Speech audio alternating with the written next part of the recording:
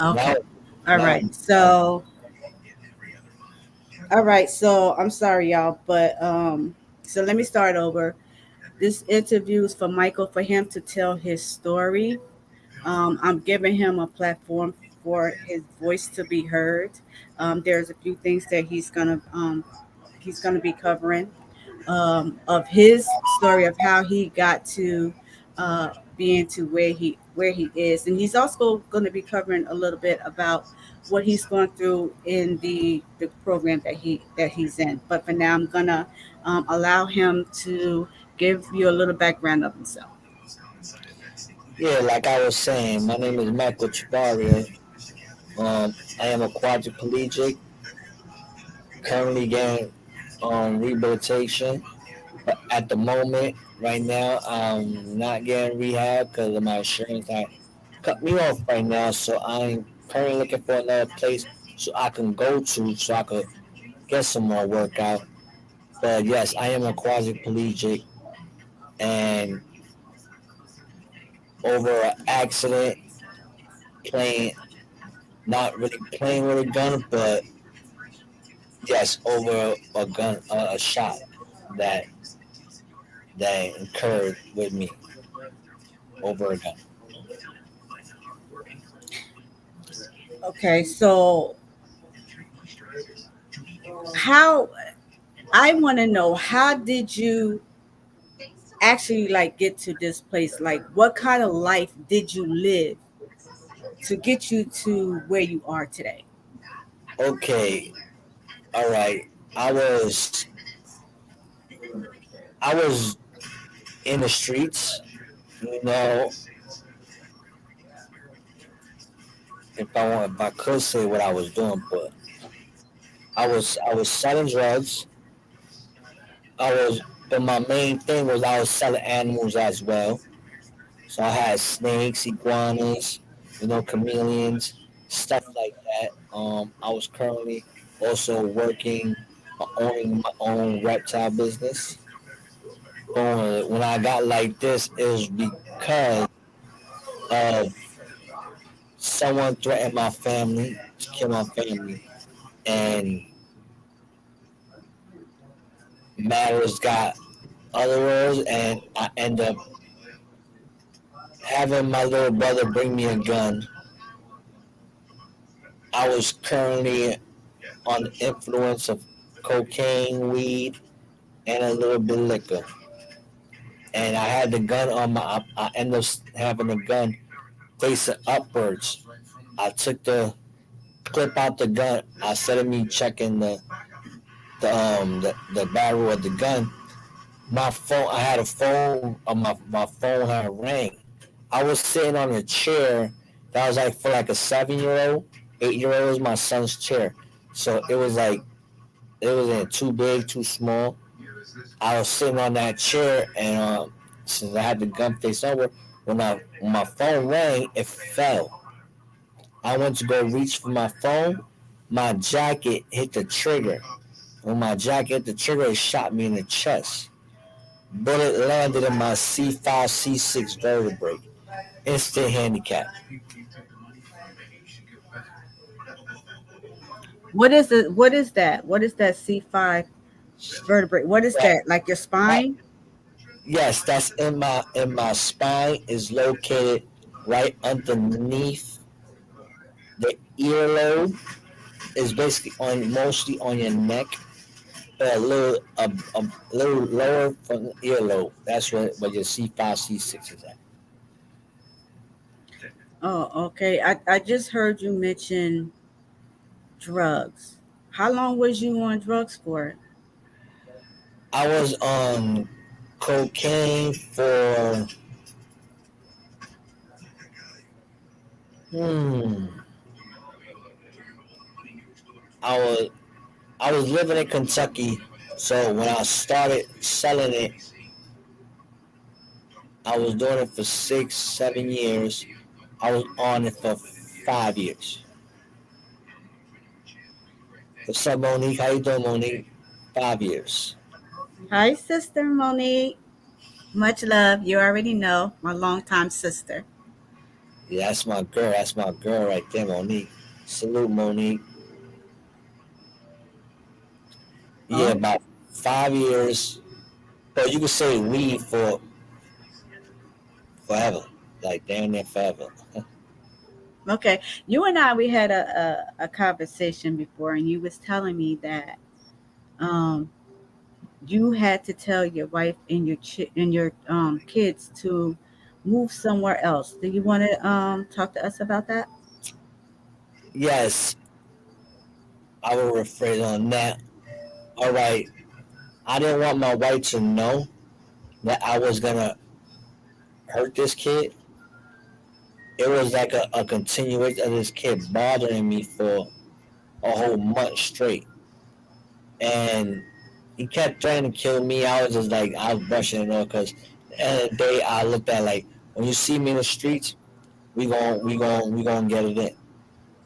A kid? How old was this kid? Which I look at, I call him a kid because I was 30, I was 30 and he was 21.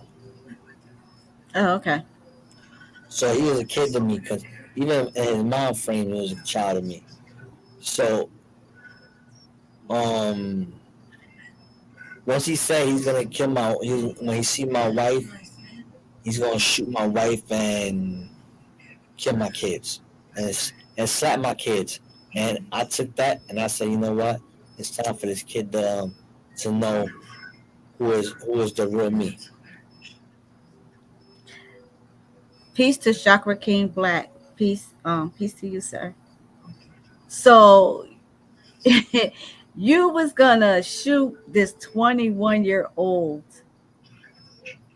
Why again? Over argument over what was it again over? All right, all right. The argument was he wanted me to sell him an ounce of Molly to him.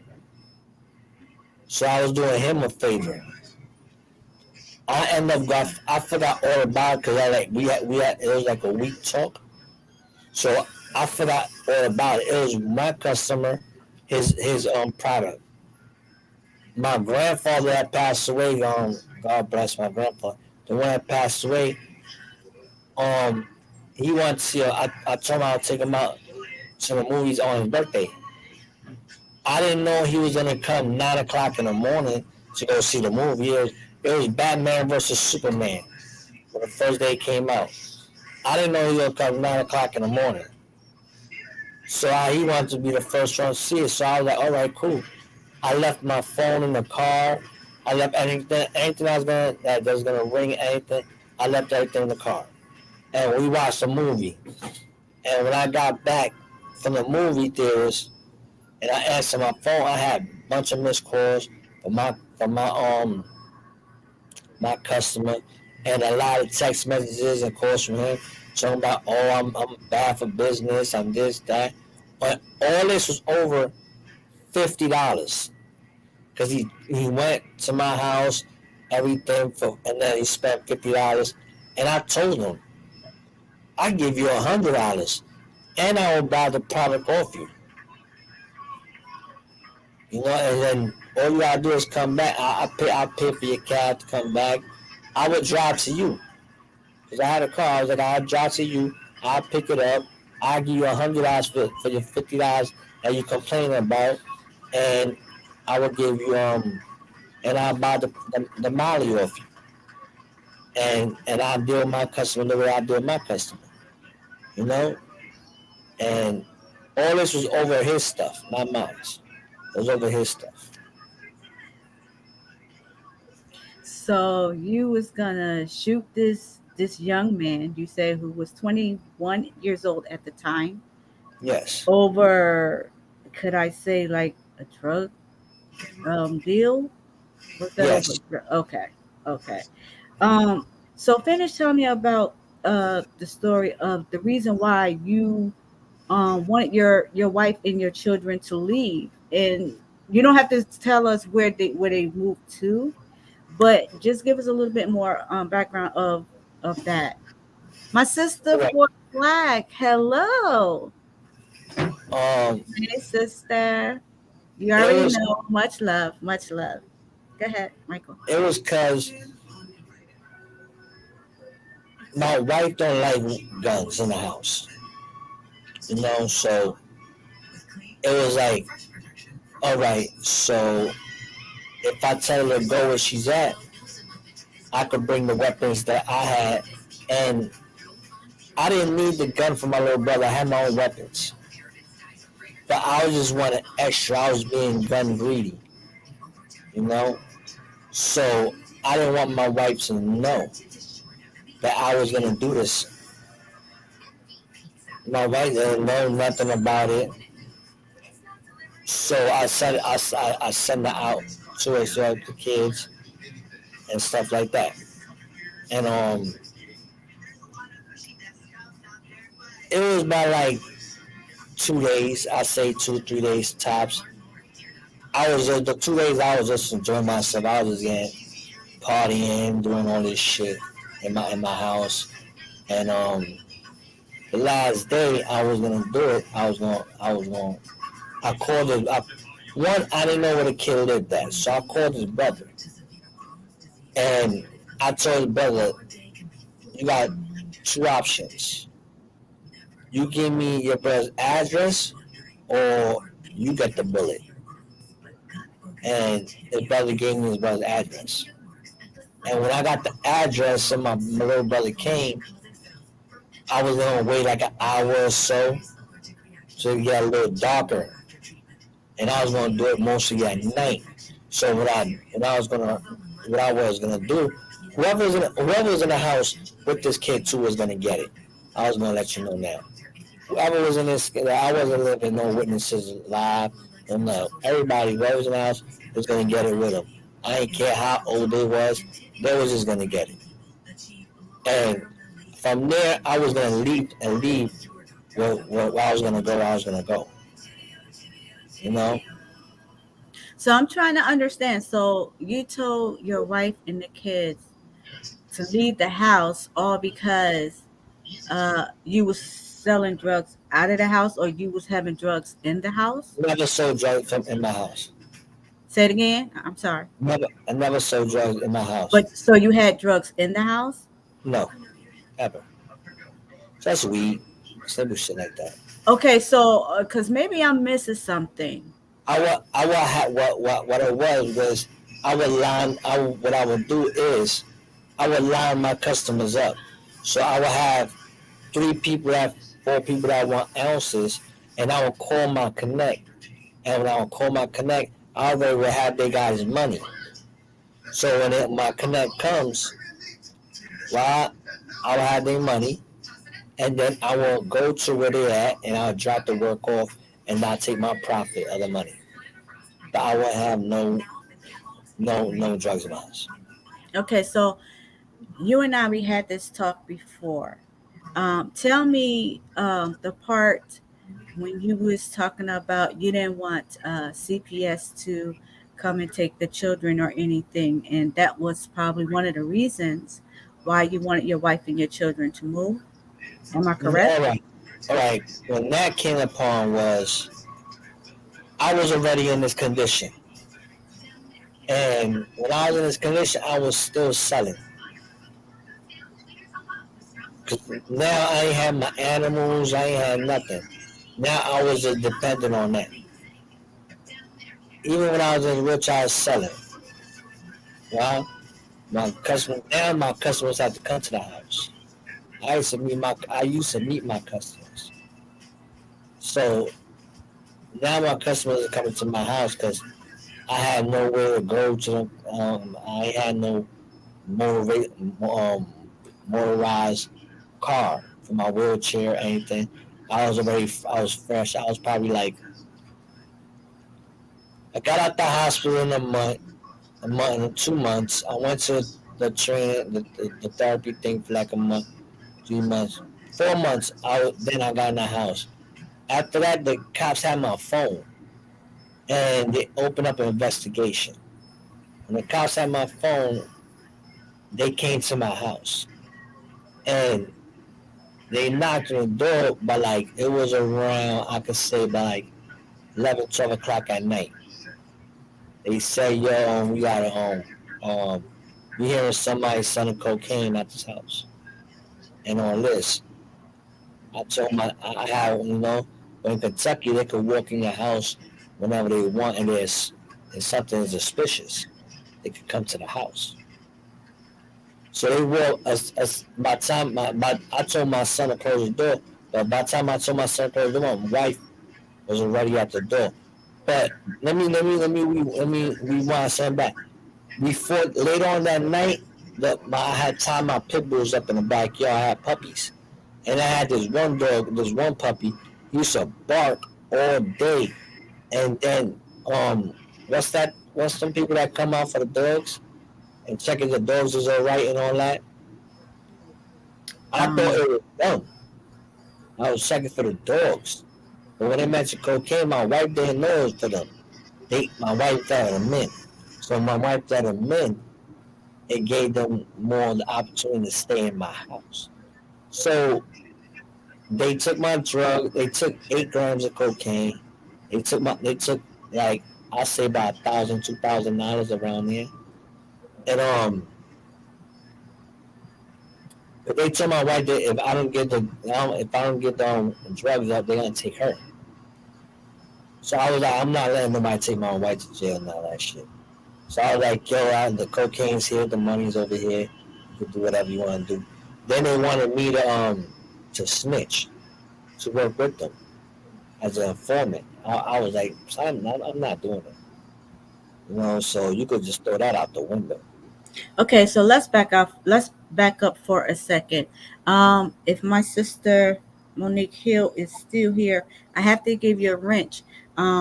Soon as I could, as soon as I could figure it out. But most definitely, I have to give my sister a wrench. Um, and I'm so happy that both my sisters are here. That I love so much. My sister Ford Black and my sister Monique Hill. As y'all know. Salute to them. Salute to them.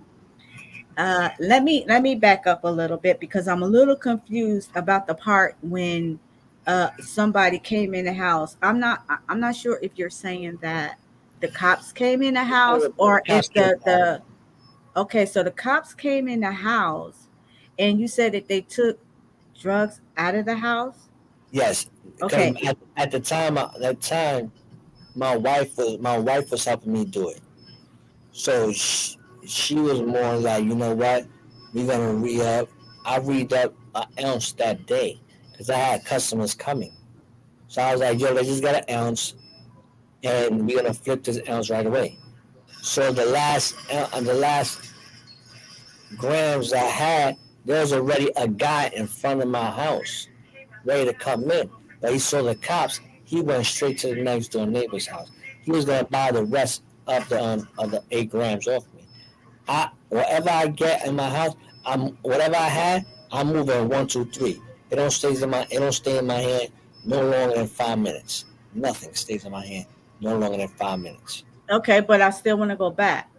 All right, go. Uh, so I won't forget. Well, first of all, if I'm just gonna go by what you just said, if you had drugs in the house and you had somebody that was already there in front of your house to come and pick up the drugs, am I understanding that right?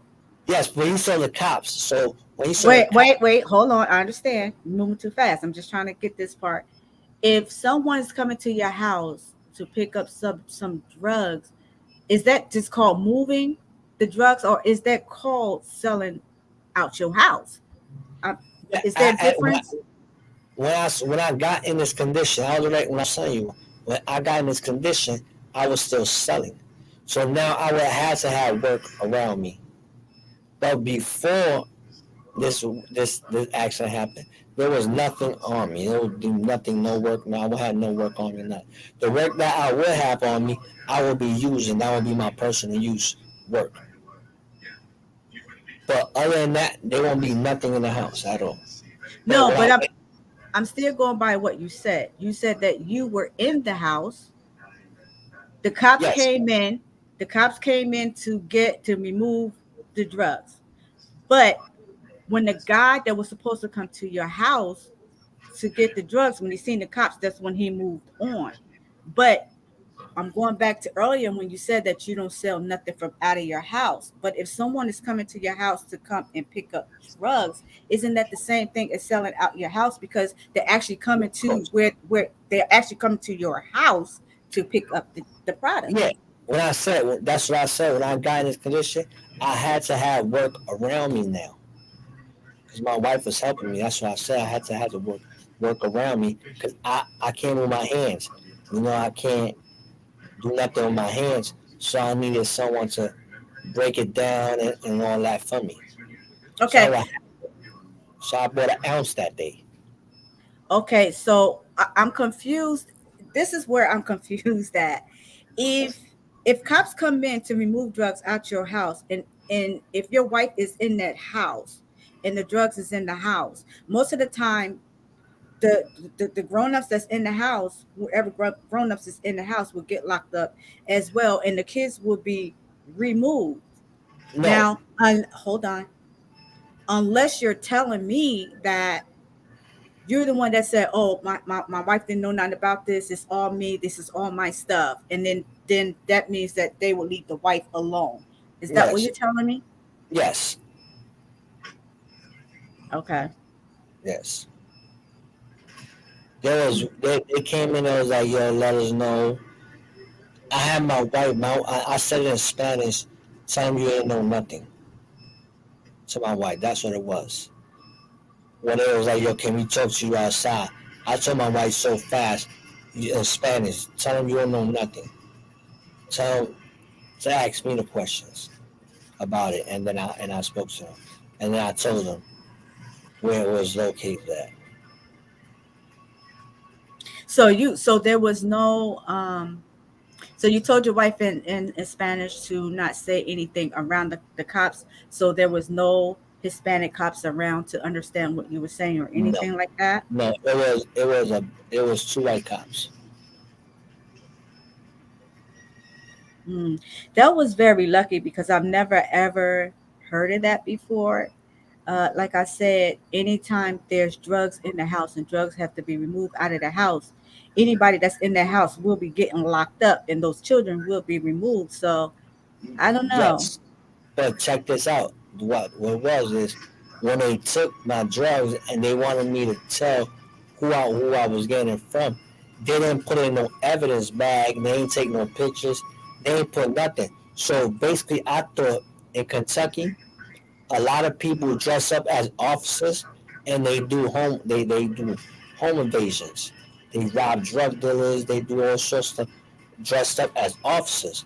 So when they just put the work in their pocket and took the money put in pocket and they just started talking, I'm like, yo, my mind is I'm like I said, I'm 4 months, so I'm taking multiple pills. I was taking way more pills than I take now. So I was a little.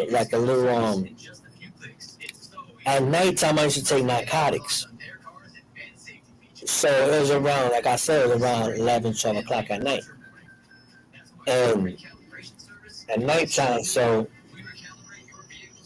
when they were Okay, so so, yeah, okay, so let me ask you a question. So the cops came, you had drugs in the house, you had money in the house.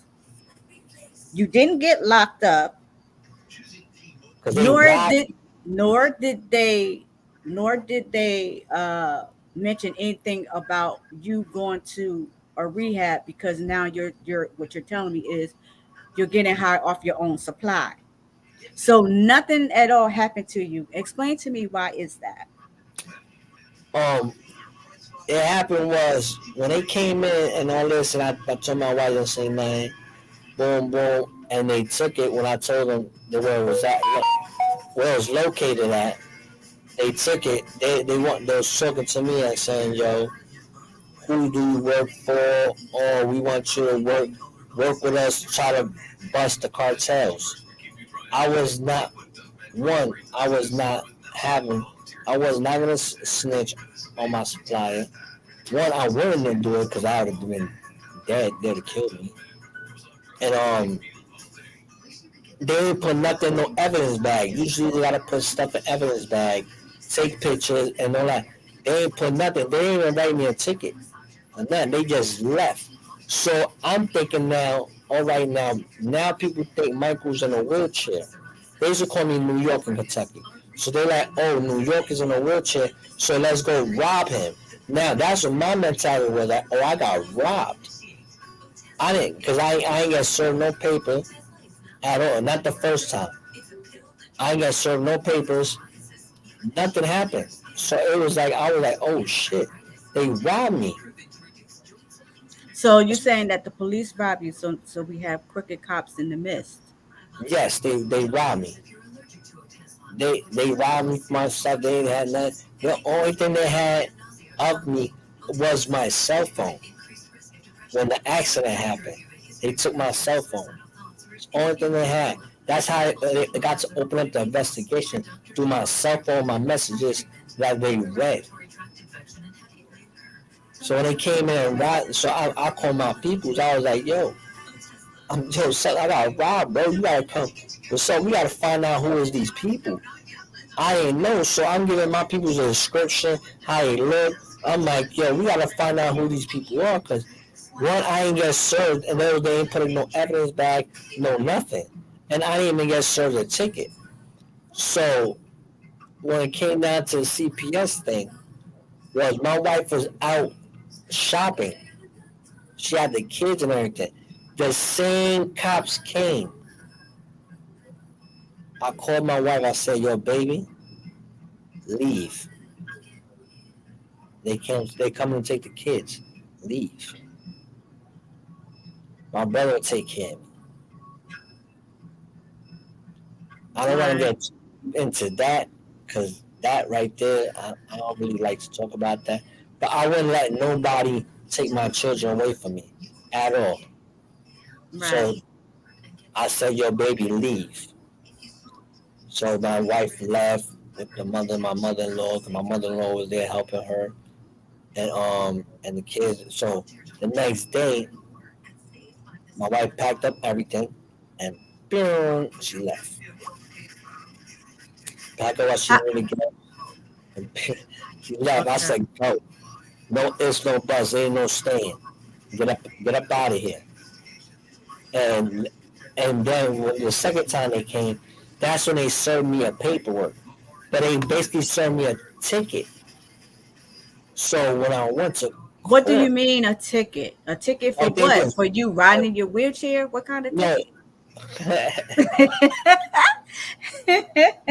Well, it was weird. Like they said, we took 4 grams and a $2,000 out of his house. Wow. But I think it was like 1,000. I ain't too sure. I think it was like 1,000. I don't think it was 2,000. So they said they took 2,000 out of my house. But it did they wrote down like a regular ticket. So when I went to court, the judge was like, "What is this? If it's 4 grams of cocaine, already 8 grams of cocaine, 4 grams of cocaine in Kentucky is already considered a felon. But since I'm already in a wheelchair, they can't put me in jail because I'm a quadriplegic. So they couldn't send me in jail. So when I went, the judge was looking at me like, "Why this is a ticket?" I'm like, I don't even know why. It was a yellow paper. I'm like, I don't know nothing. I'm like, I don't know the rules and nothing like that. Like, I never got caught up in Kentucky. You know, so now I'm getting caught up and shit. Now they starting to throw stuff on me and stuff like that. Like they starting to throw charges on me like crazy. But they couldn't lock me up because one they don't have the sources of with the medication. They wasn't gonna catheterize me, give me enemas, clean me up, stuff like that. They wasn't gonna do all that. So all they was working on just giving me house arrest for a very long time. They was charging me with a misdemeanor for 4 grams and a felony for another 4 grams. I wasn't taking no charges. I said we taking this to trial because all I have is my phone. I already know the thing what I was going through in New York. You know, I already had drug charges in New York because I already done got locked up for drugs in New York. So I already know the things. So I'm like, I'm already a drug felon. Just say it like that. I'm already a drug felon. And so I'm like, I know they only have my phone. They don't have nothing else of me. They so I'm taking this to trial, and they charge me for misdemeanor for one charge and a felony for another charge. I'm like, why they not charging me for two felonies? I'm trying to understand. When they gave you the ticket, did they just walk up to you and just say, "I'm gonna give you a ticket"? Like, I'm trying to understand, how All did that right, even but connect? all right. The second time when they came, I was in a house. Wow, this is gonna sound real messed up. I was having a my brother was giving me a I was having a bowel movement. I was getting enema. Second time they came in. So now when they came in, there was nothing in the house because I already was throwing everything in the storage unit. Because I was gonna flee. I was gonna go. I was gonna dip. I was like, we don't got shit. I ain't got my phone. They charged me with this bullshit. I'm out of here. I'm figuring out the way to flee all the way to where my so I was gonna go at with my woman and everything. I was just gonna dip. So So I was like, they came in your house. You was getting an enema. Was you yeah. having nurses come to the house to do No, this? my brother was taking care of me. Oh, your brother. Okay. Yeah, my brother was taking care of me. So they gave me a ticket. So that's when even and then the second time they walked right in my house. They didn't even ask no question. My back door was open because I had like I said I had dogs. So my back door was my backyard door was open. My backyard door was open. So my dog come in whenever you want, go out whenever you want, and all that. They walked in. They walked in on my, and then when they walked in, they like, "Where's your wife at?" I said she left me because of this, and really she didn't. I just told her. So she left me. So they're like, "Oh, we feel now they with the bullshit petty party." But that's when I realized that was the real police. I was like, "Oh shit!" It was the same people. Everything I said, "Oh, they didn't rob me. This is real shit."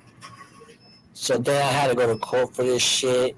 And all that when I went to court, the judge was saying all this shit like, what the hell? And then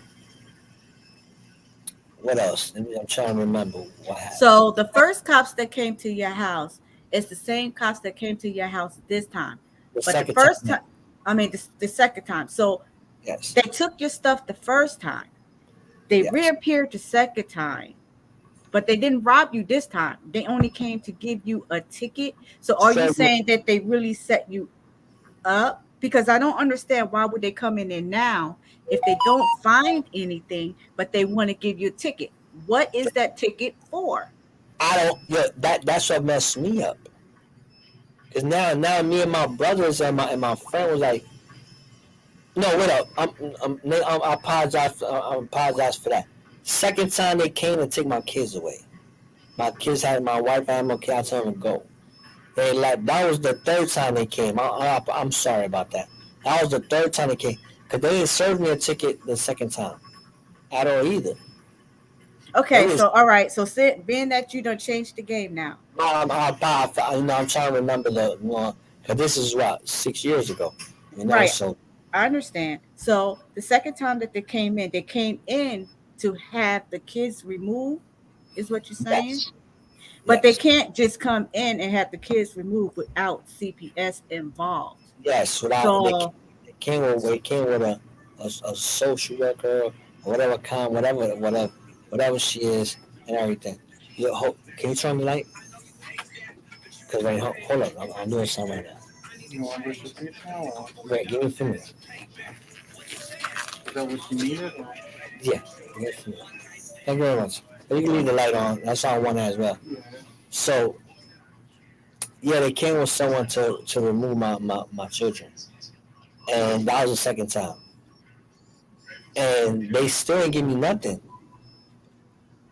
at all. okay, so they came in, because you missing a lot of stuff here. That's why I have to keep going back. So they came in this time, the second time, with CPS to have the children removed, but Your wife and your children wasn't there at the time. So being that your wife and children wasn't there at the time, what then happened at I that called moment? I called my wife in front of them. I said, "Yo, dip. They come and take the kids. Go. You called your wife in front of them? Hell yeah, dip. Like go. Like okay, come back. Don't come to the house at all." I don't know, because CPS would have really deep into that. Well, see, Kentucky So, is different laws because it's Commonwealth. So it's different laws than state laws. mm, You know, okay. so they just basically saying what I was doing in the house, it wasn't fit for what the, it was endangerment and all that other shit for the children.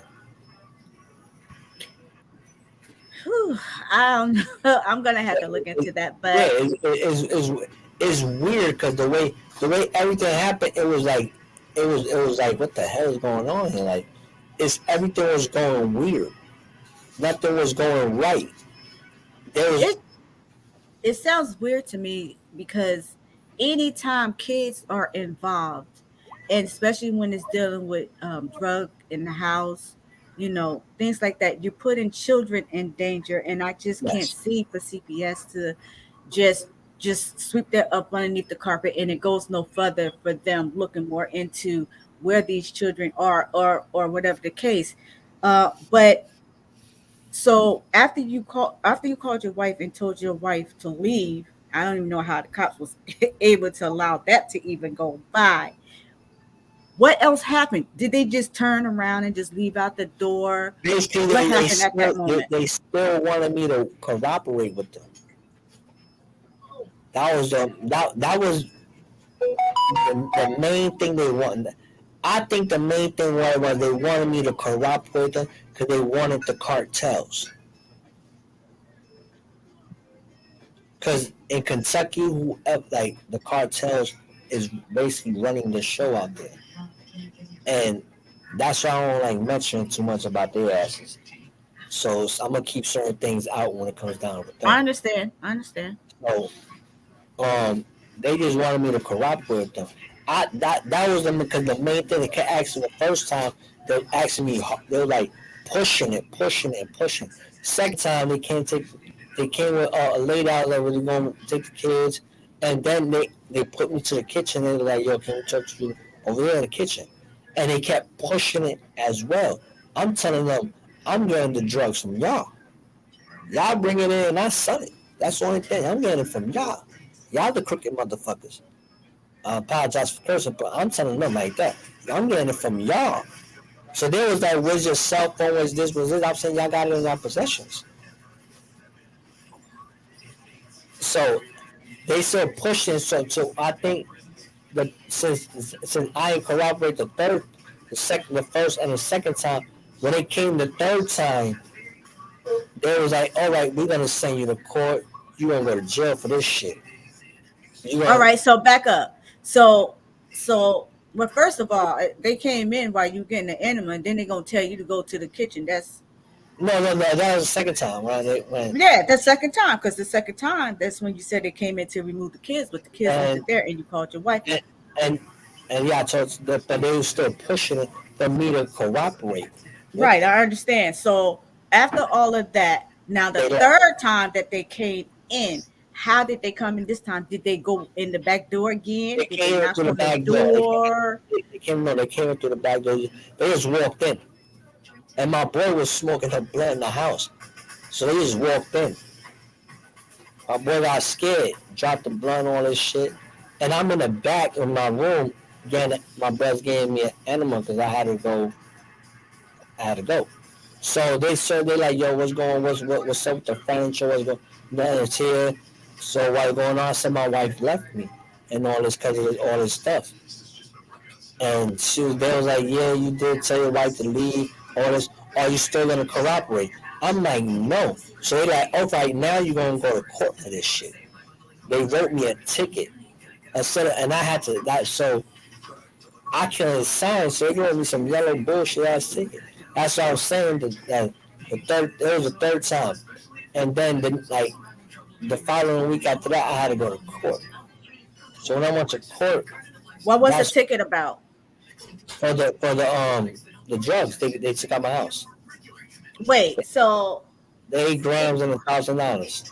it took them. Wait, but how is that possible when you said that they didn't take no picture or anything? They just left. So how are they gonna come weeks later and give you a ticket over some drugs? There's crooked. What did they put on the ticket? They retrieved 8 grams of cocaine and $2,000. It wasn't $2,000. I'm thinking it was like 1,000 some change. It wasn't $2,000. And that's what they put on the ticket: the 8 grams, and then the money they took. And I went to court. And when I went to court, that's when the judge said that, and the judge gave me another court date. Okay, I want you to tell I your had, I had, I, story. I had a lawyer. I want you to tell your story, but I have to understand at the same time of how Kentucky operates because I don't understand. Here's what I do know. When a cop comes into your house, they're going to retrieve the drugs. And in order for them to send you to court with a ticket or whatever the case may be, those drugs has to be returned into the precinct. I'm gonna get So into that. so how did they come back weeks or probably months later and give you a ticket without leaving out the house that day that they giving you a ticket with drugs? That how All does this, that work? all this happened this all happened first time, second time, third. All this happened like in a week and a couple of days. So now I'm thinking like, oh, did they really go to court? Did they really drop the drugs off in the fucking precinct? This all my thing now I'm thinking about if they ain't putting this or they rob me. All I'm thinking is all this. I'm like, should I get robbed? I'm like, why? Or it's not adding up to me. Yeah, because it's not adding up to me either. So I tell you the truth. so it's not adding up to me either. So this is why I'm starting to get to thinking like, what's going on here? So even when the third time they came, I had two. They checked my cabinets. I had two scales because I was still doing it. Why? Because I had to pay my bills. Wait, so you also had scales in the house? They never took the scales. They grabbed them and left them there the third time. I'm like, what is going on here? It's like what they doing is dropping is like it's fucking me up. So when the second time when I went to court, they didn't show up. They weren't supposed to show up. So they didn't show up there. The judge gave the judge said, I had met. I had when the first time I went to court, they had to give me a lawyer. I ain't had no lawyer, so they gave me a lawyer, and they gave me a date. So I'm calling my lawyer and all this. I'm going calling this. So when I went to call my lawyer, they didn't show up. So the judge set another date. So Yes, I'm that's for black. Yeah, exactly. Go ahead, Michael. and then so they set up another date, and now I'm thinking like, yo, what the fuck is going on? Like, do they got the drugs or not? So I'm thinking like these them cops probably sniff this shit. They all this sniff this shit. They all this spend the money.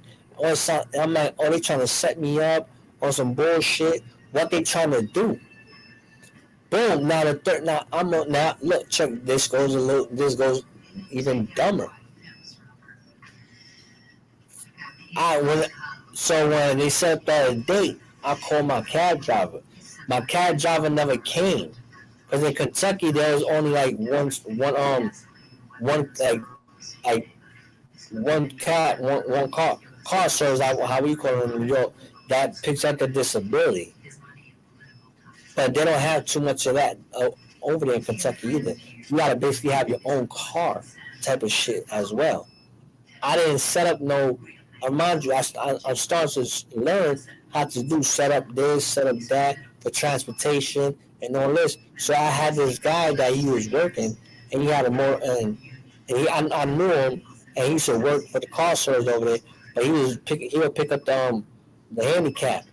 There was only like 2 or 3 vans. Other so I only knew him. So I was calling him, right? And I called service and I set it up. They never showed up to my house. Now they send a warrant out, arrest me. So when they issue a warrant out for arrest, I'm looking at it like, yo, they know where I live.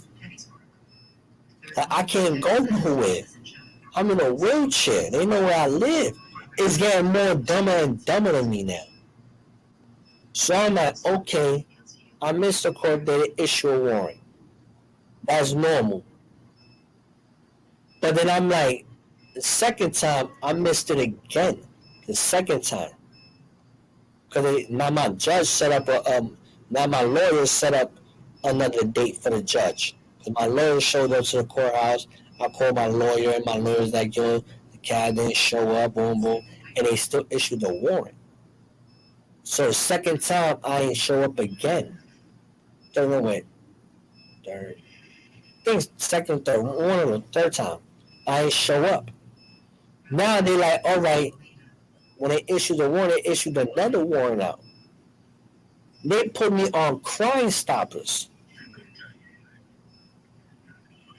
I'm like, what the? Like they know I'm in my mind. I'm like, yo, bro, they know where I'm at.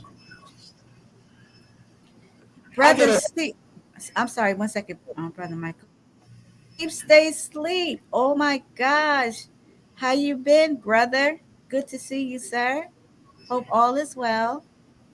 Thank you for stopping by. I'm sorry, go ahead, Michael. So yeah, so everybody in the chat as well. So when they issued the warrant, I'm like, what's going? Well, I mean, when they put me on Crime Stoppers, I'm like, what the? I'm like, they know exactly where I'm at. So I'm like, now I don't even want to. Now I just like, yo, you know what? This is gonna like I'm about to flee the state. Now I'm like, I'm just gonna flee. I'm like, fuck this. I'm gonna go. And I'm like, but then I say, you know what? I'm not gonna do that.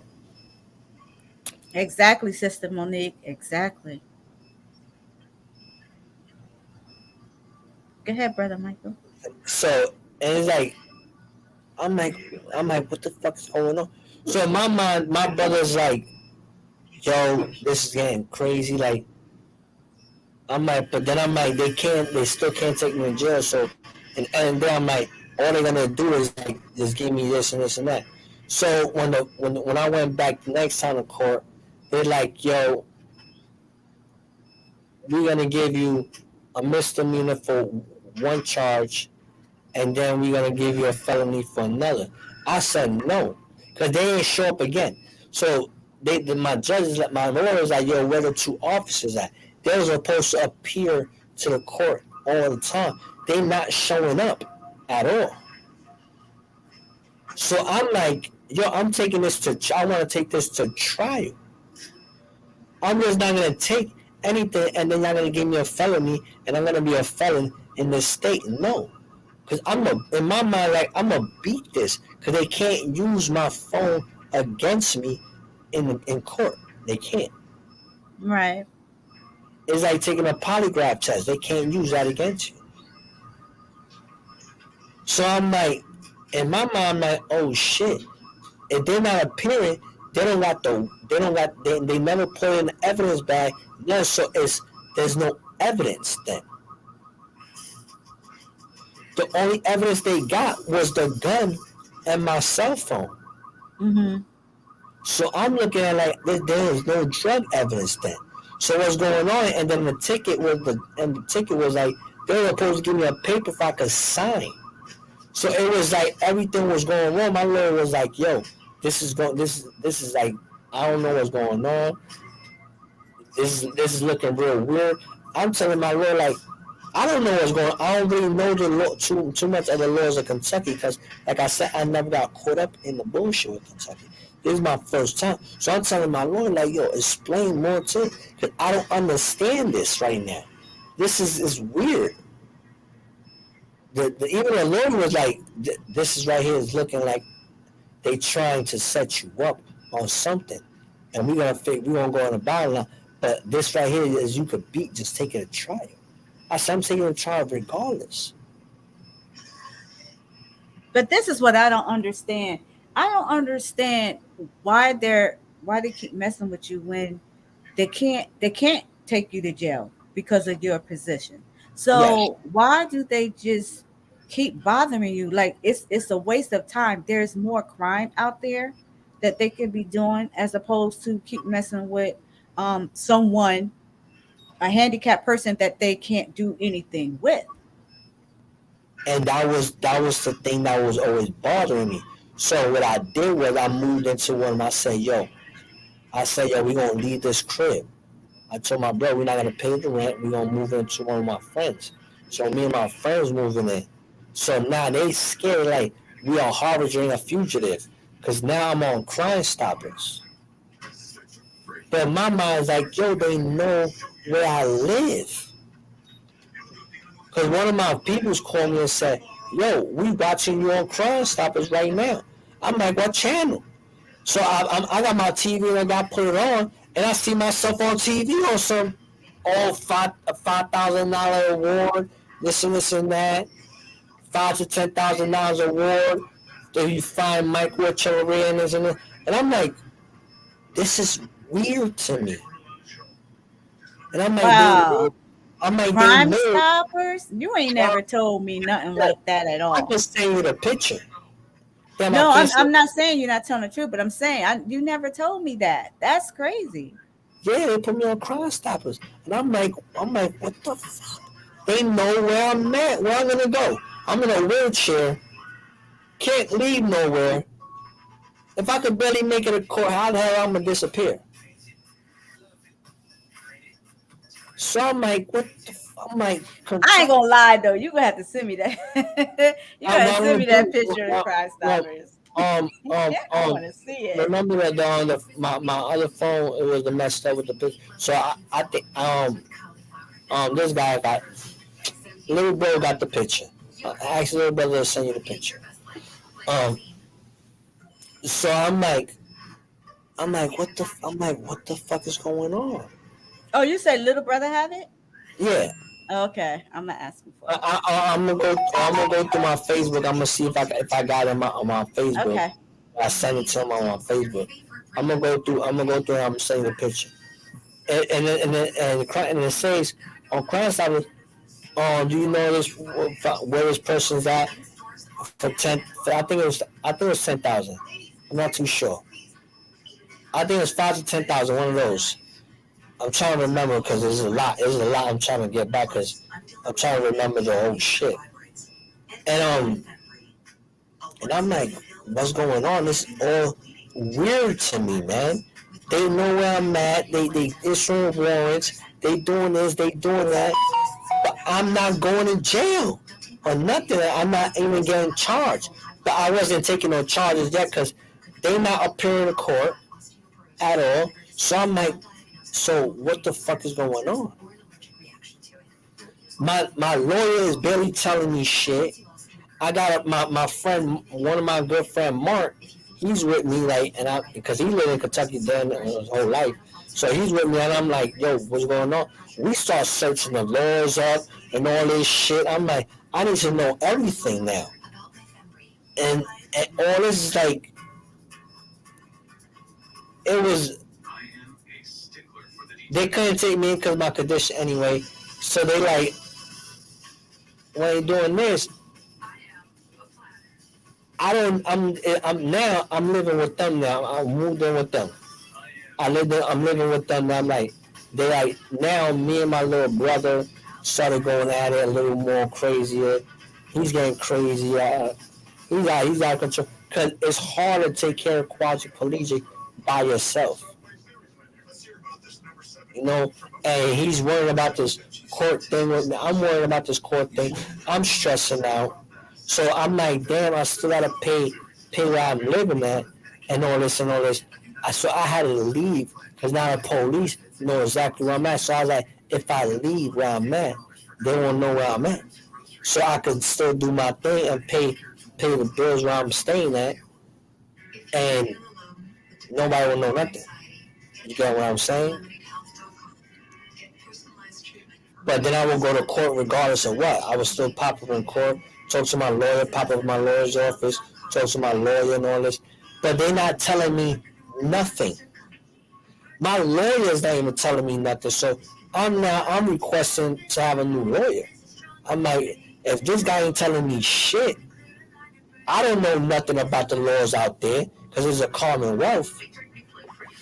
I'm like, what's going on? They want me to cop to this. I'm not copping out to shit because I want to take it to trial. Because only thing they saying they're not really appealing to court. I'm like, why you not showing up? If they had so I'm looking at like because I remember they never put in the evidence back, so there's no evidence of the drugs. So when the last time they came, so now my brother left. Boom. So now the people I was living with, we're gonna fast forward a little bit because I don't want to get too much with my little brother because I don't want to throw my little brother what he was doing and shit. So I was like, yo, I want to go to a rehabilitation nursing home. I don't even want to be here. I'd rather fight the case in a nursing home than be with my brother and all this shit because it was getting out of control. And then to take care of me, it was a lot, you know. So I'm like, what the fuck? So I ended up going to the hospital. Told the hospital to come get me. I'm being neglected. My brother left and all this shit. So the hospital came to. So they like now the cops came to the hospital. They knew where I was at because I called my lawyer and told him I'm in the hospital, ready to sign myself into a rehabilitation program. So when we went, the cops set up a transportation for me to go to court. They showed up with my phone and the weapon. They never showed up with the drugs. But even with the weapon, couldn't you still have gotten in trouble even with the weapon? No, the weapon was not the weapon in Kentucky. The type of weapon I had, you're allowed to have it open because not a concealed weapon. Oh, okay. So what I told him was, I was high and I was playing with the gun. I didn't tell him what I was gonna do. What do you mean So you didn't tell him what you was gonna do? What you was gonna what is you gonna do? I was gonna go kill a motherfucker. What the? Not to laugh and shit, but That's not funny. But I I wasn't waiting. I wasn't ready for that. was gonna go kill. I was gonna kill the motherfucker. I was gonna kill this kid. Okay, so that's going back to the 21 year That's going. old that you was Yeah. telling me about earlier on. Yes. Okay. That's Okay. going back to him. Okay. That's how they had the weapon. Gotcha. Because I told my boy, like, yo, when I got shot, all right, when I got shot, I thought I shot myself in the face. Mhm. I thought the bullet hit me in my face. I didn't know it hit me in the chest. Mhm. I start going under. Let's go back to that. Let's visit that moment right now. When I got shot, when a gun shot me, because it was a head trigger, and Jack hit the trigger and it shot me. When it shot me, I thought I'm like, oh shit. Where were I you was sitting at? Where were you sitting? sitting on a chair In the house? in the house. Mhm. So when I was in the house, I was saying that I'm like, I'm going under. I'm dying. Mhm. And I'm in my mind talking to myself, like, please, Father, this, that. I got a newborn. I had a newborn at the time too. Yeah. And I'm telling him, I'm like, yo, I don't want to die. Like, at first I didn't care about death. I didn't fear nothing. I was like, you know what, death ain't shit. But to that bullet hit me, I was like, oh shit, this is real. I don't want to die. I end up dying. I went to hell. Witness hell, all that bull, like boom, boom. It was, that was the craziest part of my life. That was the craziest shit I ever saw. And when I died, I came back to life.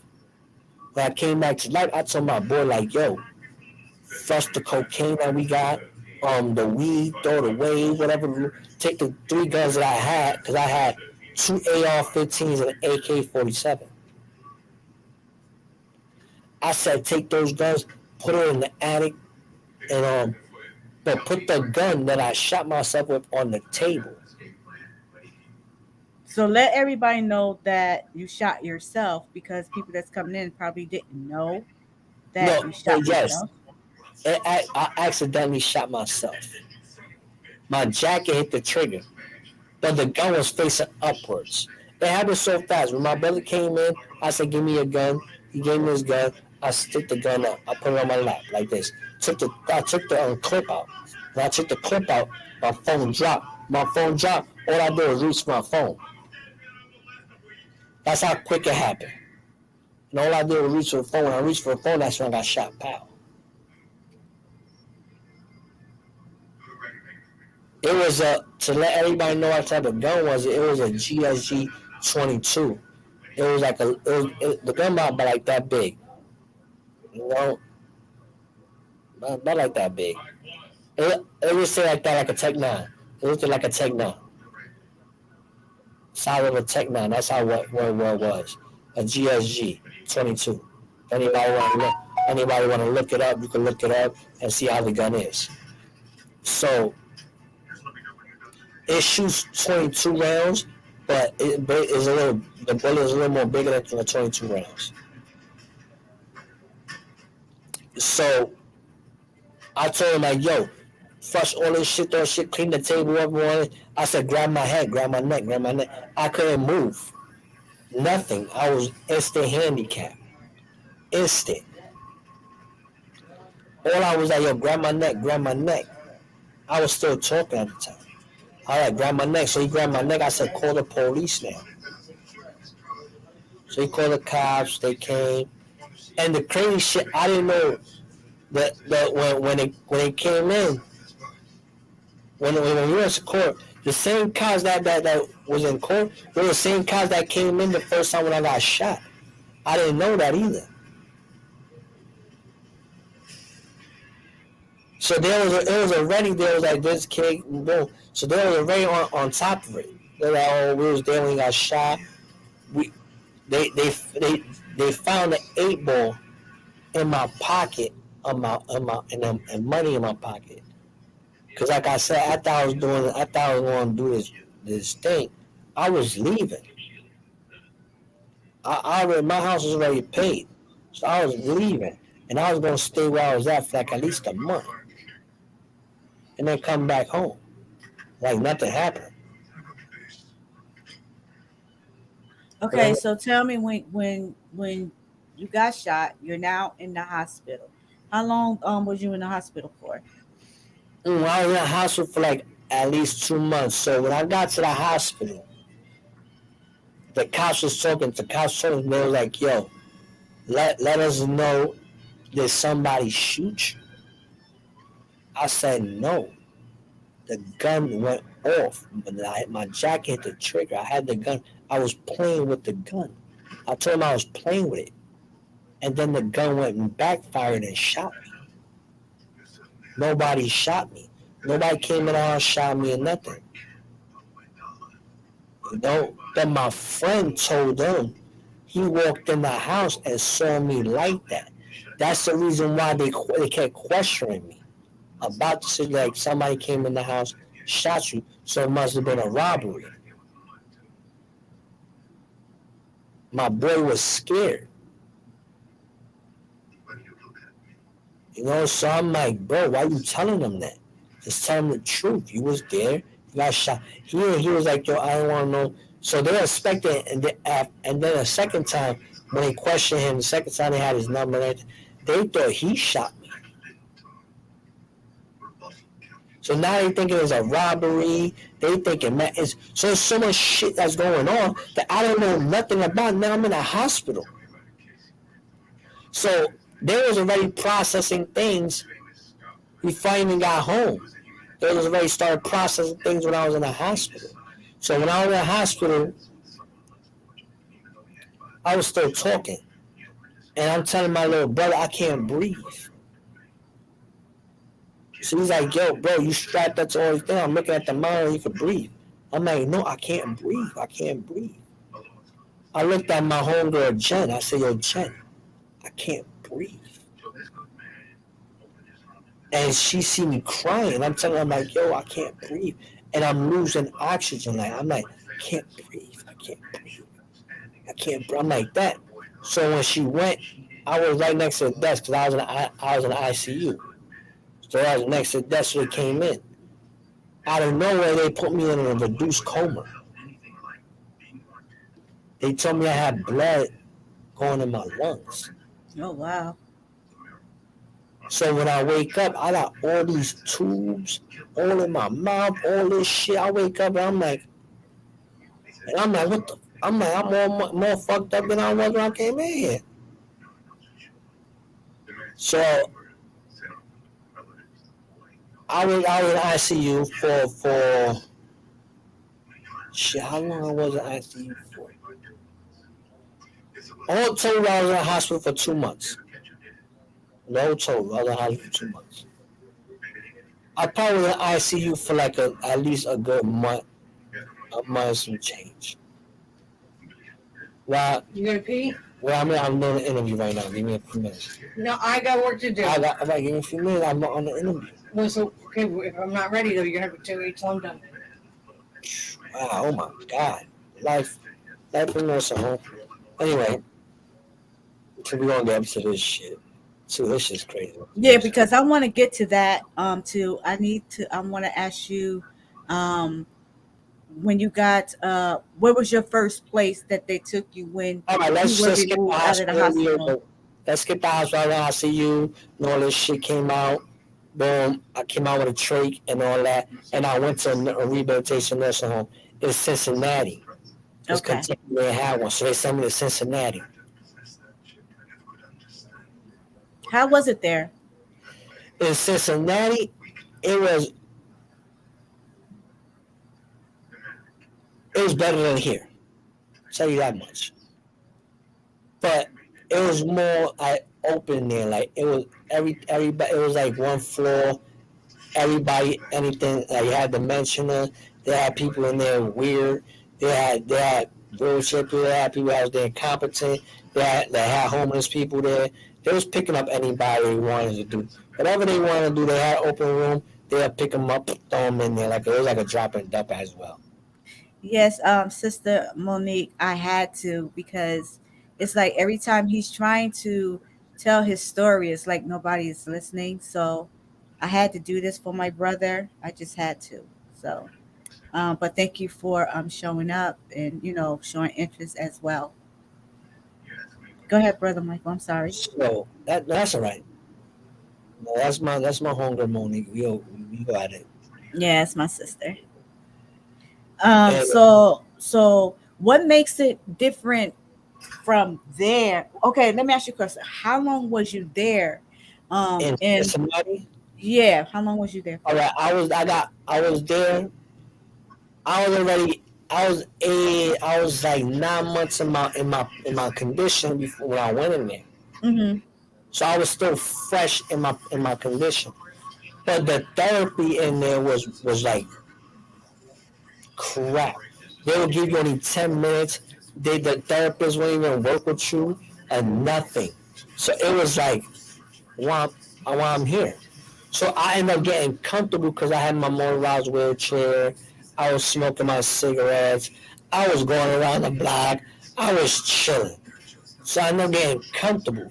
But then I started seeing myself like, I'm like, the more comfortable I'm getting, I was there for like, I could say by like a year and a half.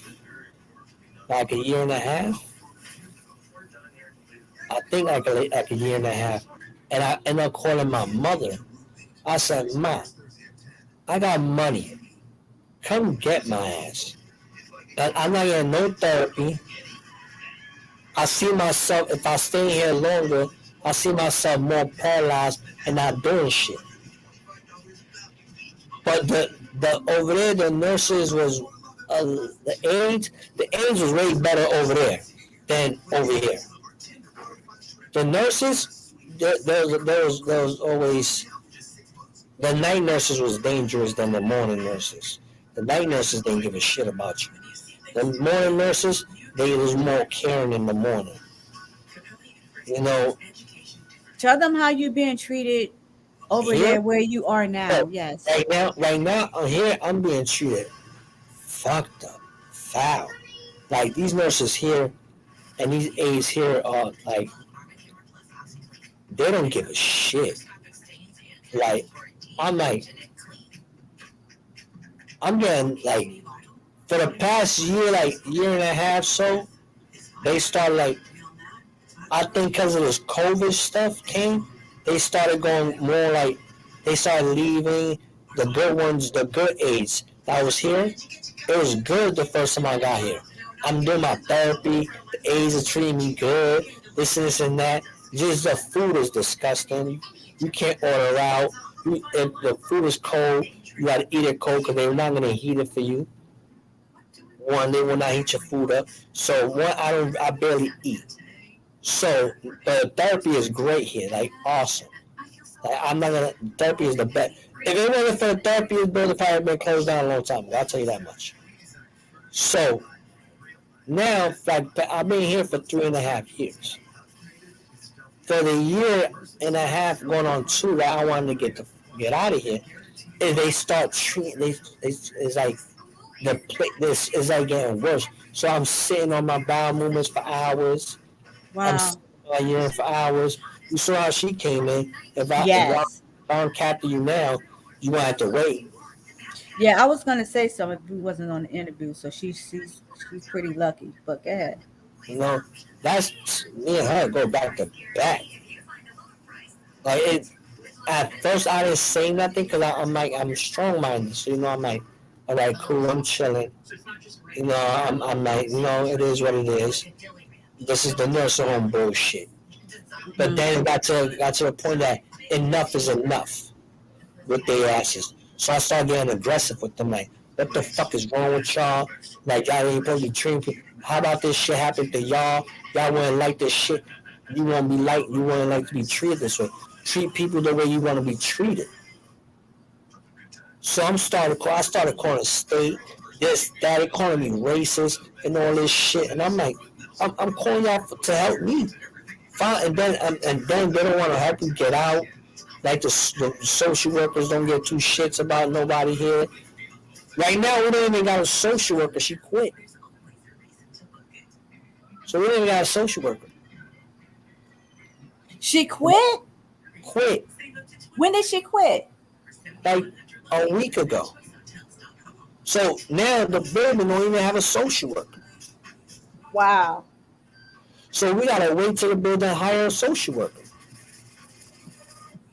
So now I'm like, what the fuck? And now I'm juggling. It's like I'm juggling like I was in Kentucky when I beat the case. I beat that case anyway. To let everybody know now, the judge dropped the case because they didn't have no evidence on they only had the gun and they had the cocaine. So the judge said, you know what? Case closed. That's it. Boom, I beat that case over that shit. And then I went to Cincinnati. They sent me to Cincinnati. And I was in there. And then I got here. I went first. I went to Bingleton, New York. My mom dropped me off from where she lived at. I worked there. The therapy was okay, but then I came here because I found the therapy was great over here. So I came over here on my own free will.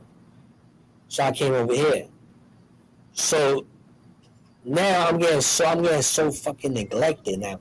I'm talking about 14 hours, 15 hours. I'm sitting on my urine, and I'm telling them like, yo, bro, I'm sitting on this shit. They like, oh wait, and this and that, and I'm like waiting and waiting and waiting. So I end up waiting. I wait so much I end up falling asleep. and still on this shit. Yeah, he's telling y'all the truth because me and my little brother Oscar, we all be on the phone together while Michael is going through this stuff there where he is, and some of those nurses, they're not so nice at all. And I be wanting to say something, but I don't want to make things worse for him because you know me, I'll be ready to just black out in a minute. But I don't want to make things worse for him, so But he's telling y'all the truth. They're the worst there. Go ahead, brother Michael. Like my wife even one time called up here and made a nurse cry. That's how ill it got. It got crazy. Like it got real. I had people call up here like crazy back to back. I got people calling up here like crazy, and it's still not working. So it's like I'm trying to fit a nurse. There's still like 2 or 3 good nurses here. A couple good nurses here. There's still a couple of good aides here. Mm-hmm. It's not as much as the evil motherfuckers. Like they're evil as shit. So I'm on the point now. You know what? I'm gonna start recording these asses and shit. But every time before I even get to press the button record, I'm already on the phone with someone, so the person already hear it. If I ain't on the phone with you, or I ain't on the phone with my other peoples, they hearing this shit. Yeah. I'm like, what the fuck? Man, even at lunch, when I was on the phone with the lunch, they told me they're gonna make my life a living hell. Mm-hmm. They send me whatever they want to send me. I don't eat the food, and then the food be cold as hell. Then they don't want to heat it up. So I don't eat cold food. So I'm like, I'm not eating this shit. So every days I just go starving. Like today I ate barbecue chicken with mashed potatoes, but I've been eating mashed potatoes for 11 goddamn months. That's not funny, but what do you call those potatoes? Oh shit potatoes. It tastes like shit. And they make you go. It's like an X-like potato.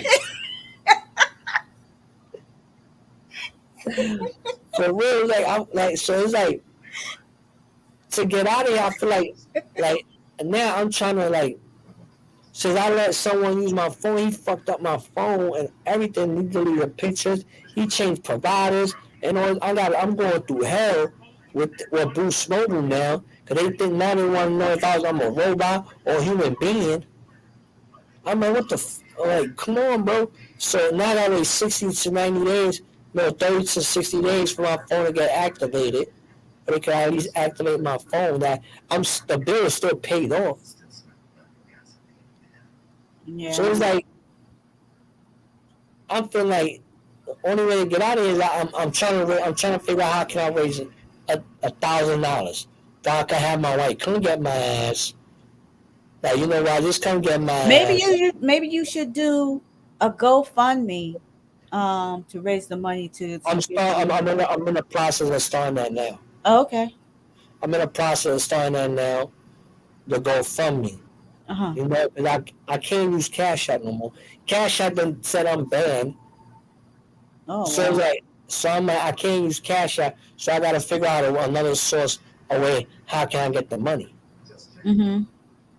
So I'm in the process of making a GoFundMe. I'm That's talking to good. one of my peoples, but with the GoFundMe, I'm also in process of telling a little story and putting a video of me working out and everything and showing the people this is what I really want to go for, and as well, I'm also looking into stem cells research.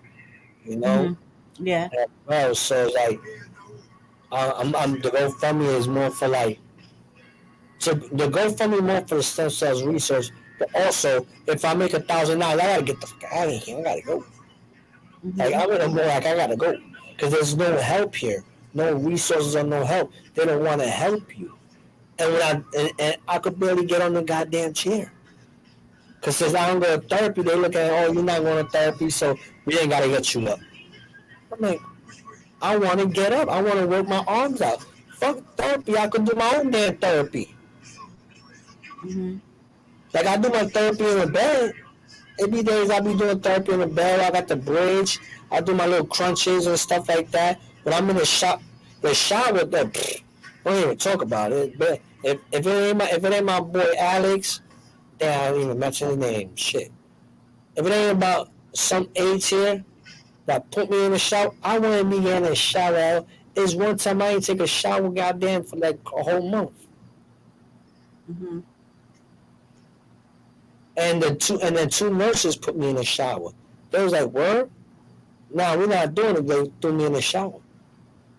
You know it's bad when clearly we can see that you need a barber, and they won't even come in and clip your hair. They got you eating your own mustache, and I'm like, oh wow, And I'm eating my own mustache. That's fucked up. yeah. What it tastes like, brother Mike?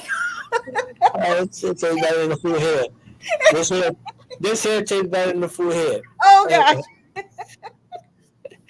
yeah, but it's getting worse as well. It's getting more worse, Yeah. and because they mad because I'm telling them off now because I feel like, all right, I've been dealing with y'all shit for 2 fucking years and not saying nothing. So I feel like enough is enough. Fuck that.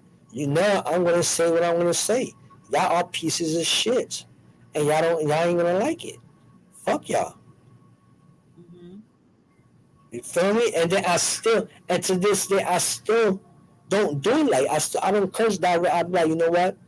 It's certain I do. Be like, you know what? You a bitch. Fuck you, man. For real. Fuck you. But then it still be days I don't even say nothing. I just be like, you know what? I be like, the ones I don't like, I be like, yo, just can you do it, please? Like, can you please? Come on, please, please, please. And I'm like, what the fuck, man? Are you gonna do it or what, man? And why I gotta argue with y'all? This is your job. This is things y'all got to fucking do. If I hit this damn call light and say I gotta fucking go, I gotta go. But they do like, oh, now you gotta wait on my time. It's only I gotta wait on their time. Yeah. Like the nurse earlier. The nurse earlier is one of the good nurses. So she's just like she comes in here and be like, you get catheterized? Or she'll wake me up if I'm sleeping, yo, I gotta catheterize you. It's about that time. It's on the chart that I gotta get catheterized 3 hours. Every 3 hours I gotta get catheterized. And as needed as well. Is already written down. So all that shit they doing is bullshit. They don't care. So if fucking happens to them, they're not gonna care. And that's what I tell them all the time. Even when I tell them, like, when I'm mad at them, I'm like, yo, would you like this shit to happen to you? And I'm your doctor, and I'm like, you know what? I don't give a shit. You ain't on my time. You sitting on shit. I Limit the clean you up. cursing a little bit, brother Michael. Pardon? Limit the cursing a little bit. All right, I'm sorry. So sitting on my bathroom. You gonna wait till I'm ready to clean you up? Would you like that? Would you want your mother going through that? Would you want your grandmother going through that? Do you want any family members that you know going through that? No, you will not like that. So like this now. If y'all could treat me like this, imagine the people that's in here that can't talk, Yeah. that can't do nothing. How y'all treating them? Because my roommate, he barely could. He 6 years old, and he got more rooms than anybody that I know in this damn building. Because I could hear him talk. And I'm like, damn, if I treat him like that, I'm glad I don't got it because they know I go. I would have like 15, 20 people call here and they be like, oh shit, we got to turn Michael on inside. And then when I'm on my side, they leave me there for like 24 hours. I got to get switched over. This is the shit that I go through. A lot of people don't know. And that's the reason why I want to go like more in like I want to make another thing that how deep it goes in with all these nursing homes. How they really really give it up in here. They don't Let's care. let's clear something up. Are you in a nursing home or I'm, crazy home or rehab?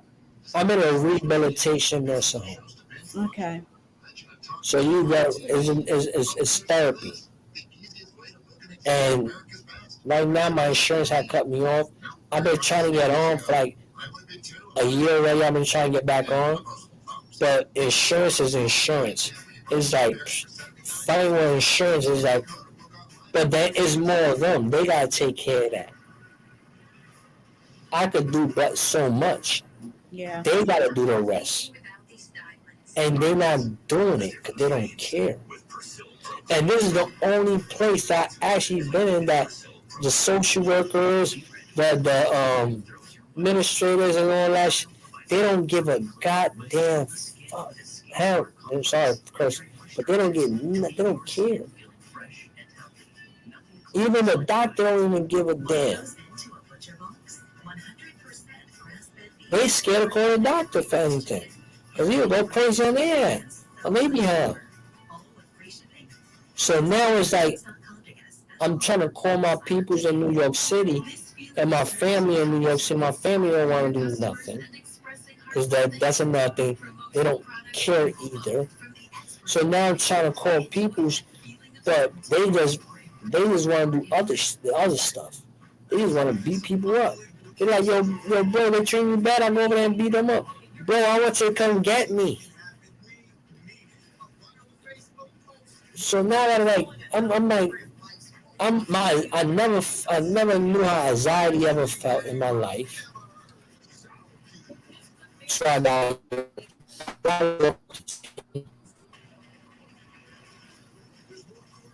I'm stressed out half of the times. So for me not to be so stressed out anxiety, I just take my behind to sleep. I'm like, you know what? Let me just go to sleep. It's like happy thoughts. And I wake up, I'm like, oh Lord, I'm in this place again. Yeah. In my dream, I'll be in another place. I'll be at home and stuff like that in my dream. I wake up and I'm like, now, who's the nurse? Oh my God. Who's the aide? Oh Lord, have mercy. Oh damn, now I'm going to have a bad day.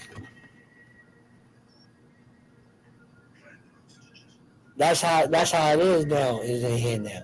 And that's everywhere though. That's not only here. But here is the worst I experienced. I've been in 4 nursing homes.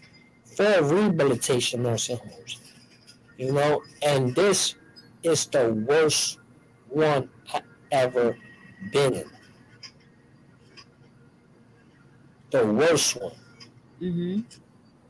I ever been in. And I'm upstate New York. Mm-hmm. The worst one I ever been in.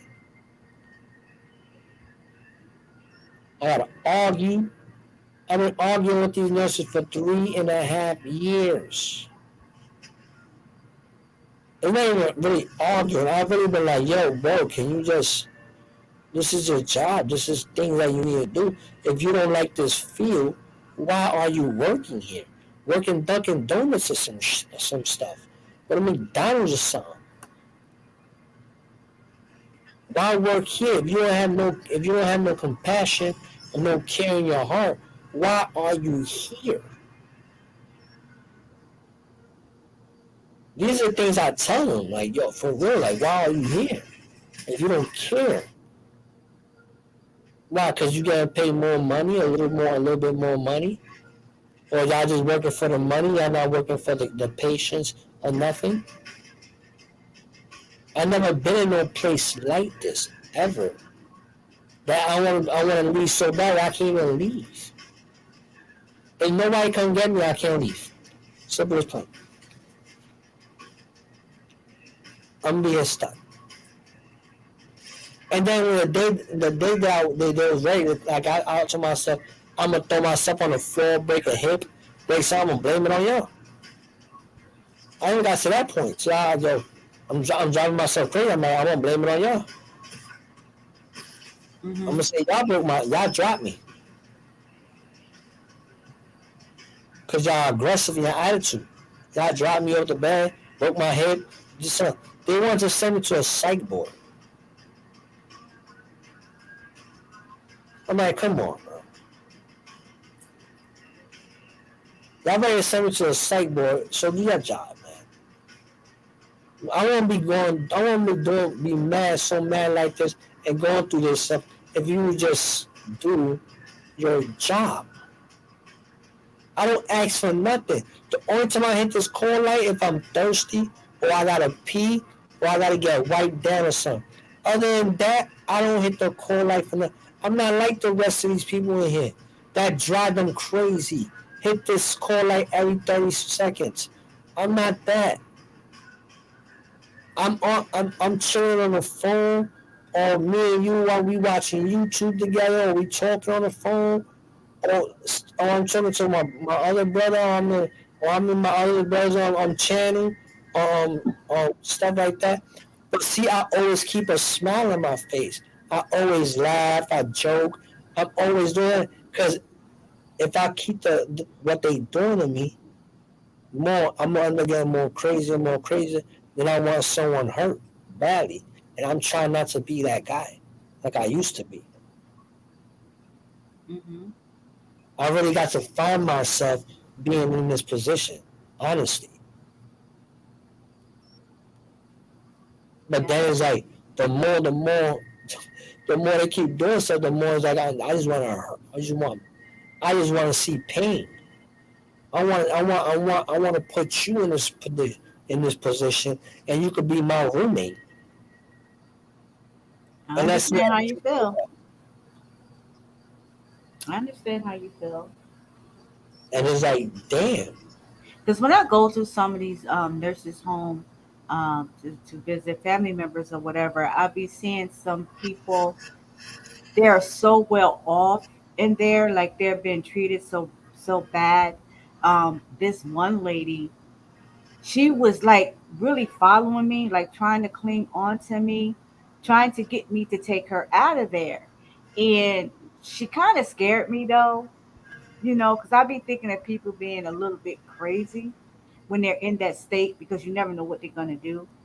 But she really, really was begging me to take her out of there. And I kept telling her, I couldn't take her out of there. I don't work there, you know. And it took two nurses to come and actually take this lady off of me. But it was so sad. It was really sad because I know a lot of people that's in those positions. They don't get family members to come and visit them at all. It's like their family members just drop them off and just leave them, like they don't even exist. And It's it's like a sad. dropping dump. It's like a dropping dump. Yeah, man. Yeah, Like a dropping dump. I don't want to take care of you. Yeah, let these people take care of you. But then now realizing, all right, you dropping your family off in this situation. Some aides are great here. Some nurses are great, but you don't know what your family member are going through. Like if you see, my eyes are black underneath my shit. Like it be days I'm like I can't sleep. I'm thinking crazy thoughts, but then I keep myself uplifted because I listen to a lot of motivational stuff. I listen to a lot of Native American flutes, stuff to calm me down. I listen to music, my people music. I call you. yeah. I'm like, big sis, how you doing? I'm going crazy and this shit. I'm like, let's talk to me or something. I'm going bonkers. Yeah, Like, yeah, let's talk something. Let's do something. We do history. For we can get off take my mind off this over here. yeah. Like God, I'm like, I even sometimes I got to the point that one time I said, why pray to God? I could just pray to the devil. What? I said, yo, devil. I started praying to the devil because I prayed to God so much. I said, you know what? I think I need to find another God. I feel like if I sell my soul to some, I could, if I could walk to sell my soul, I would. That's how I was feeling at one Oh point. wow, that's deep. Like That's that's how I deep. was feeling at one point. I was praying to the devil. I was like, "Say, I know you're a good guy. You just probably got bad intent." I was doing shit like that, and I'm like, what the hell? And I'm looking at myself like, what I'm doing. Mike, you stronger than this. God does things to the strongest warriors. Just do what you gotta do. Figure it out. You got this. Figure it out. Figure it out. And I'm like, it's like I can't do nothing. I'm trying my best to do every little thing and detail. I'm just trying my best. But then, you know what? I'm sitting here. I'm gonna figure it out. Hmm. There's a will. There's a way. Yeah, you can't give up. As long as I've been talking to you, you've been strong minded. You haven't given up, so that's a good thing. You got to keep going, though. You Oh, know. and I'm always gonna be strong. Even I'm helping people. I'm giving people advice and encouraging advices. I'm doing this. I'm doing that. I'm on my brother's panel, chilling, bugging out. I'm on another panel, chilling, bugging out, laughing on. But nobody knows I'm going through shit. Yeah, you know that saying, you never know what someone is going through, because people have this smile on their face, and sometimes people have that smile so that it can hide their pain, because you have some people that just want to know your business, but at the end of the day they're not going to care because they're going to have their own life to live. And yeah, and then yep, you right on that. They're gonna have their own life to live. And that's what I'm saying. Like I had to clear some up because on YouTube, they think I'm trying to commit suicide. So it's like I had to clear some up. That's why I said, yo, sis, I wanna, you know, I want you to, I want to break down a couple of things about me that really went down and what really going down. You get what I'm saying? Yeah, So for the people out there to know, like, yo, listen, is real shit. This is real life. This is real life stuff going on in here. This yeah, is not no, this is not no game you going through. Like this is real life. And, definitely real life. and I wanted to tell people how I got in here and all this, and I want to tell people why this happened. You feel what I'm saying? It's all happened over a stupid, let me not say, a dumb decision put you in a dumb position. That's why I really wanted to. That's what I'm gonna start doing, telling people like yo, guns is not cool, bro. It's not cool, bro. It's not. But you think about doing something, just think about the consequences as well. You Yeah, know, there's a bunch of things that can happen. You go to jail, you can end up dead, or you end up like me. And when you end up like me, this is a 24-hour care. yeah, And a lot of people is not strong. It's not built for this. So they're gonna drop you off where I'm at.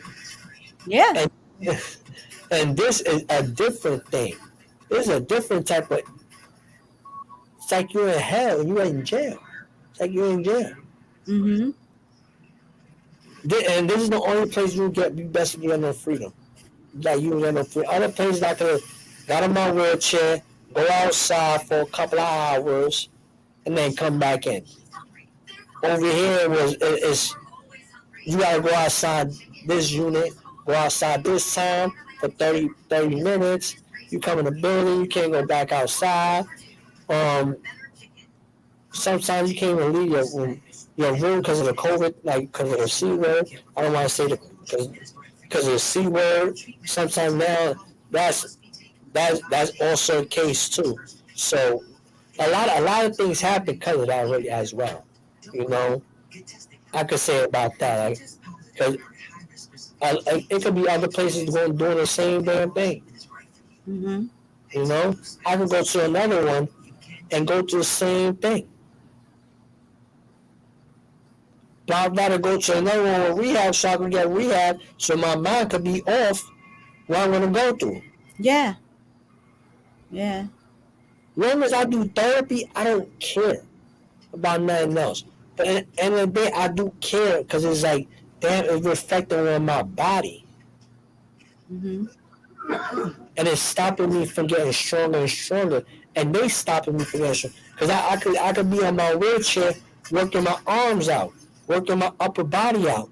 But it's like, I can't even get in the wheelchair. Mm-hmm.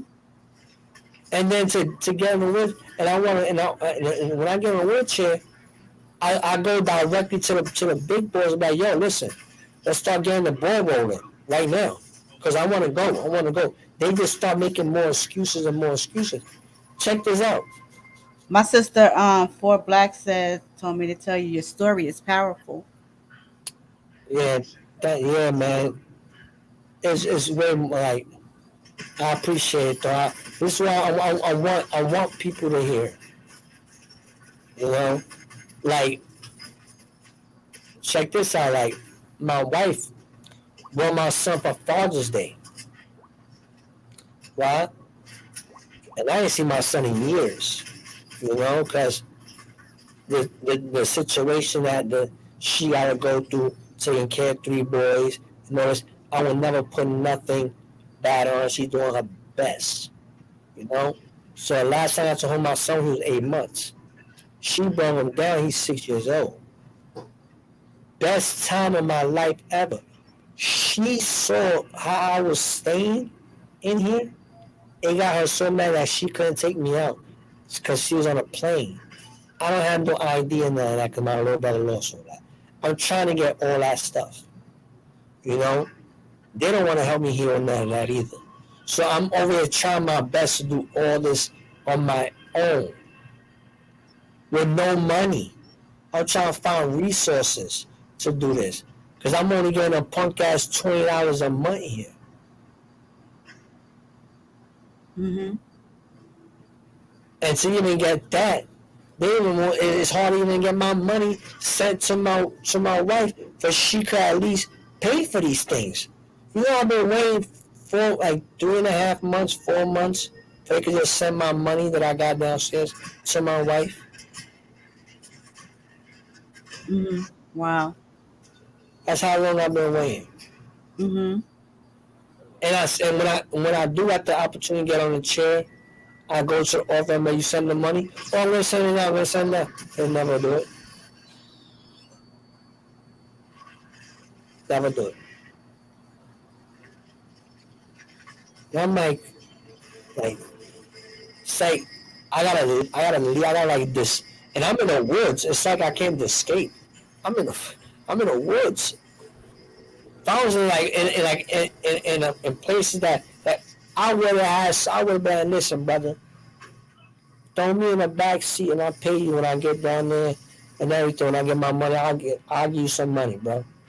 Send me in New York. I will do some crazy shit for some change, and I will have somebody give you some money.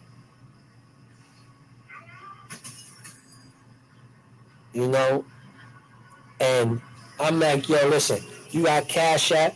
My little brother will send you some money. You know, it would drop like if I was like around people. But I'm not around no one. The only way the only way you go outside, when you go outside, you looking at a parking lot and you locked up in a gate. It's no freedom. It's like I'm in jail.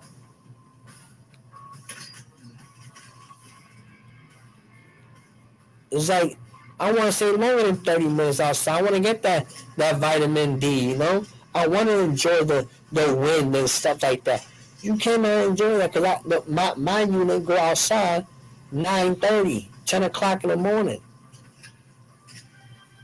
to 10:30.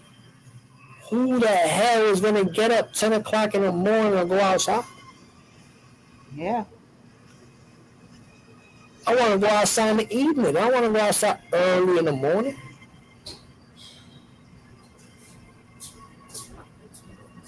So it's like it's so much that people don't know, like how yeah how crazy it can get in here. Like you got patients spitting on you or other patients. They never did it on me because I probably would have broken a hand. I can't even use that. Probably would have swung it, broke an arm. He didn't want these dudes because spitting on me. You got that below. But you got people spitting on people here.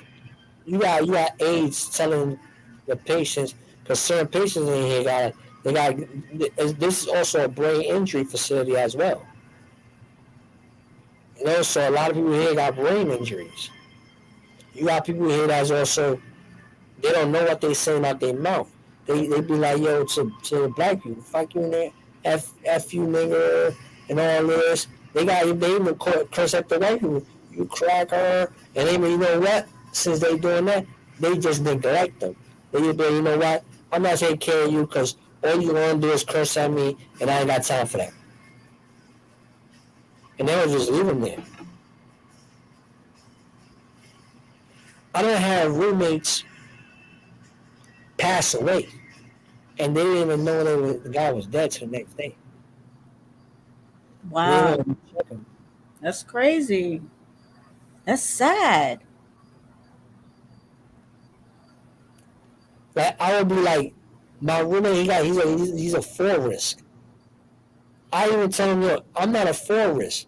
They only got bars in his bed. I tell him, yo, take these bars and put it on his bed. I'm not a 4 risk. So you can just take these bars, put it on his bed, for he won't fall. Yo, this guy falls so many times that I gotta be yelling. When I hit the call, like they just won't buy it. I hit them. They won't buy it. I gotta be yelling out my lungs. And they be like, what? I'm like, yo, this guy's on the floor.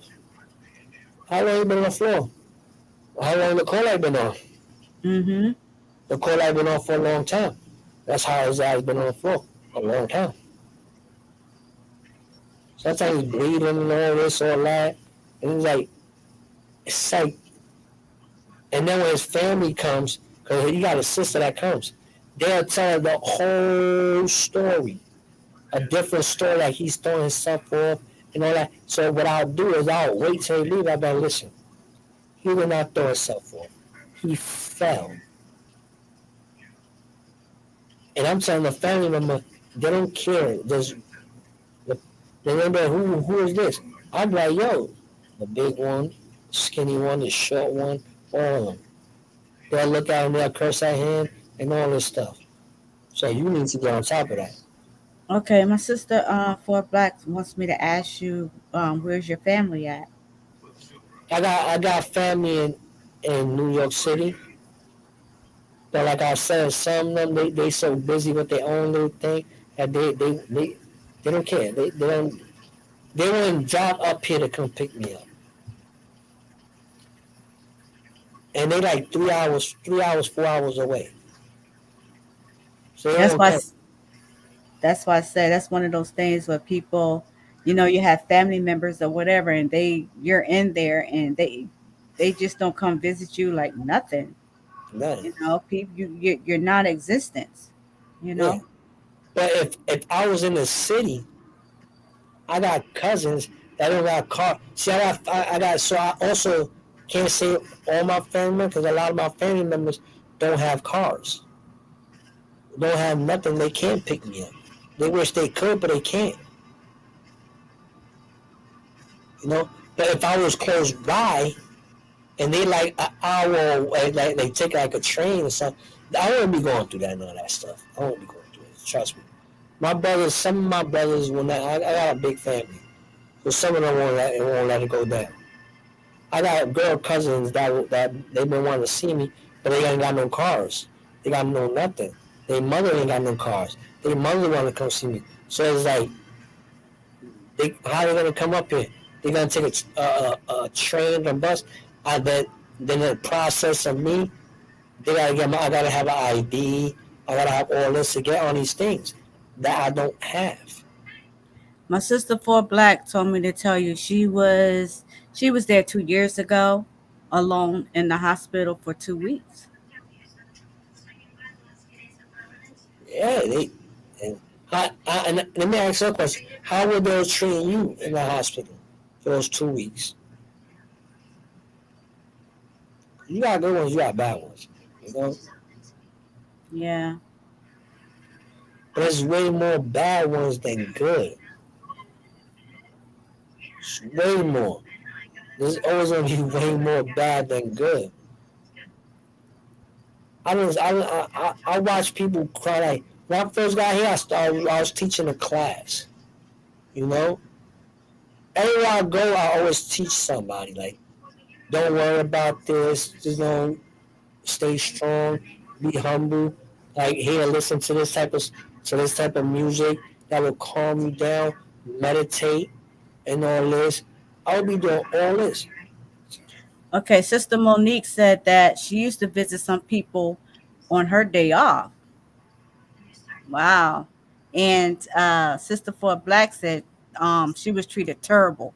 She said terrible. I clown a lot of doctors to survive. I'm, I'm telling you, these are the places that you don't like. You won't even want to like wish this on your worst enemy. But that's good though, to visit people still on your day off. That's what you call caring people. Now, my sister for Black, I know she be turning it up. She be turning it up in there. I already know. Shit, yo, I be turning it up too sometimes. Man. There be days they don't even want to come into the room.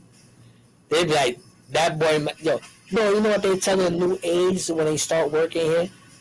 Don't go in that room. He's gonna disrespect you. And when they come in the room and talk to me, they be like, yo, he's one of the coolest dudes I ever met. Yeah, They be that telling that me, is awesome, sister for Black, to visit yeah, somebody on your day off, man. Yeah, that's yeah, that's amazing. You don't get a lot of people that would do that at all. yeah. That's actually Monique and for Black. That's actually good because I don't witness people here and other places too cry because they don't have no one. Yeah, we're gonna have to wrap this up, Yeah, let's do brother it. Michael, because I have 10% left on my laptop Well, we and could do it, 15% left on my phone. So and both whenever you want devices to do, is about to die. whenever you want to do another one, you can do another one, man. There's still a lot more stories, man. We're coming other places, man. You know, like I can tell you a lot more, man. When it comes down, you know. Yeah, I was just glad to finally to be able to get your story out, because I know you've been trying to get your story out for a while. Because I know I was supposed to have done it for a while, but I got things going on over here, you Yeah, yeah, know. But I just said, you know what, just let me pick up my laptop and just do it for you. yeah. No. We need a little thing because I gotta remember mostly all this stuff because it's like it's been so long, 6 years.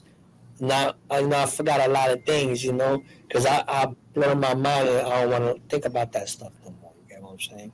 Mhm. So, Mhm. but there's things I missed out on and all that, but I could cover on that later on. And Monique never hit me up in my IG, but it's alright though. Hey, don't put my sister on blast. That's a no no. That's a no no. Me and Monique, we go out on my brother Mag means. Like that's my girl. It's my girl. Like, yo, Monique was shocked. But yo, Yeah. thanks for everybody showing up, and we'll we'll think about doing another one whenever we could get more people in, and I'll ask questions. Somebody wants me to ask questions, I will definitely answer some Well, questions. we can always do another one. I don't care about numbers or any of that. I never did. I don't care if it's one or two Yeah, people in here. It's a positive thing that we're doing. So it is what it is. I'm not about numbers and things like that, Yeah, you know, but however, I want to thank my sisters, and I want to thank everybody that showed up to show love. Everybody, please don't forget to hit the liked hit like button, the like button, button. share and subscribe. Subscribe, share, and And all all that of it. stuff like that. More, This more, was good. more to come. More stories to come. Yes. My next video, I was supposed to have did today, but being that I did this one so late, but hopefully tomorrow I will be doing a video uh, about revisiting 2019. If y'all know what I'm talking about. For those of you who do not know what I'm talking about, I basically got to get a bitch. Okay. So that's that. So hopefully I do that tomorrow. All right. So you want to close out, brother Michael? You want to say your last remarks so we can close out here? Yeah, everybody, man, just thank God for y'all legs. Don't take things granted, because anything can happen.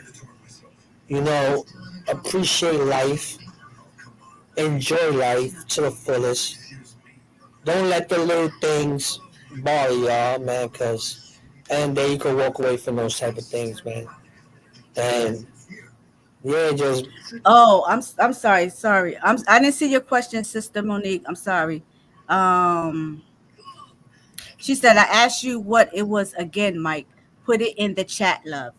um, I gotta Thank go. you, Sister For Black. Thank you.